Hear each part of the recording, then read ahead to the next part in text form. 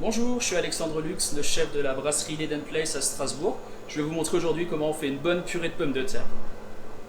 Donc pour une bonne purée, il faut des bonnes pommes de terre qu'on épluche bien sûr à l'avance pour mettre en cuisson. Moi j'utilise de la bitch, c'est ce que j'aime bien. Après si vous êtes très patient, on peut utiliser des petites pommes de terre rates qu'on s'amuse à éplucher une par une, mais bon c'est un petit peu plus long.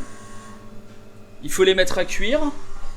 Donc on en a pour environ 40 minutes à frémissement dans de l'eau salée. Donc voilà, 40 minutes plus tard, les pommes de terre sont cuites.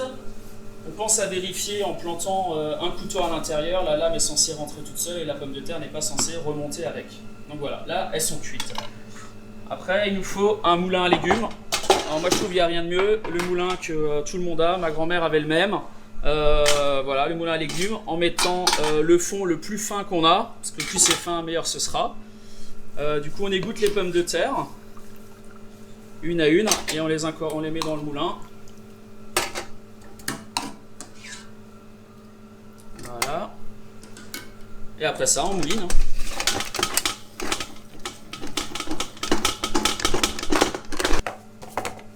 On n'hésite pas à bien remettre à l'intérieur pour ne rien perdre. Et voilà. On racle ce qui reste en dessous. Pour bien tout incorporer. Donc voilà la chair de pommes de terre moulinée. Et après ça, on rajoute du beurre. Du beurre, on peut aller au maximum jusqu'à temps pour temps. Autant de beurre que de pommes de terre. Moi j'aime bien en mettre un peu moins quand même. Donc on part sur 2 tiers de pommes de terre, 1 tiers de beurre. Et du coup, on le fouette à l'intérieur dans la fécule de pommes de terre chaude. Comme ça, ça va fondre à l'intérieur au fur et à mesure.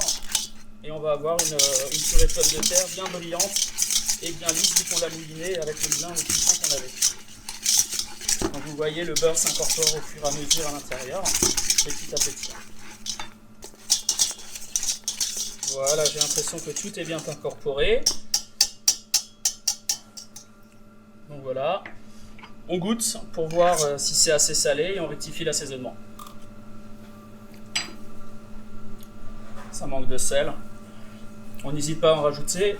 Moi je mets du sel et poivre. Les puristes diront qu'il n'y a que du sel à mettre. D'autres diront qu'il faut rajouter de la noix de muscade. Moi je l'aime bien toute simple, juste sel et poivre. La purée est terminée, bien assaisonnée.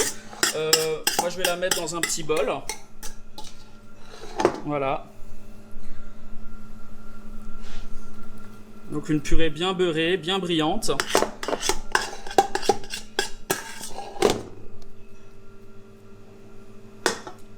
Pour la déco, quand je la sers au restaurant, je rajoute toujours des petites chips à l'intérieur, petites chips faites maison, juste trempées, cuites dans l'huile et bien coupées fines avant.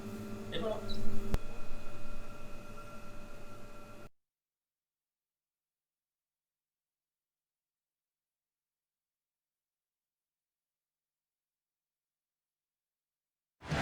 Retrouvez tout France Bleu sur francebleu.fr.